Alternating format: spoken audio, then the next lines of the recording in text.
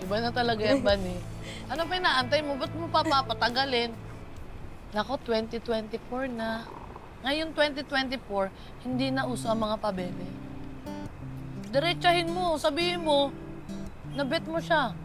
Grabe naman. Na nagugustuhan mo siya. Grabe Ganyan. naman. Ganun na nga uso ngayon. Ano bang gagawin ko? Ito, may naalala ko.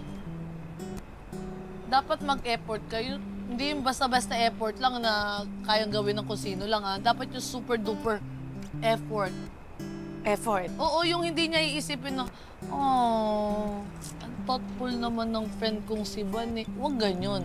Ang Friend zone yun. Friend zone. Friend zone yun. Oo. Ang sakit yun. Diba? Dapat ang goal mo, is, maiisip niya kagad na, yung pag nag-effort ka, sasabihin niya, ay parang wait lang ha. Parang iba na to. Ganyan dapat. Oo.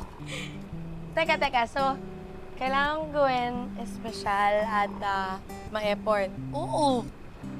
Parang hirap naman yata nun.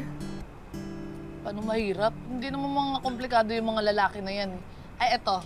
Tip ha, nakuha ko lang to kung dyan lang. Oh, ano? Balita ko, si Elias, napakalakas lumamon. Eh di pagkain yung ibigay mo. Magluto? Oo. Hindi naman ako ganun kagaling magluto. Teka, pansit. Pansit, ayos lang ba yung pansit? Aba. Okay lang ba yun? Kahit ano. Sabi kasi ng tatay tsaka ni Neneng, masarap daw ako gumawa ng pansit eh. Magugustuhan niya kaya yun? Magugustuhan niya yun, lalo na kung sasamahan mo ng sahog na ng pagmamahal. Oo nga, ayun yung turo din sa akin. Wala rin naman ako masyadong pambili ng sahog. Pagmamahal na lang talaga. Oo, punuin mo ng ganyan, di ba?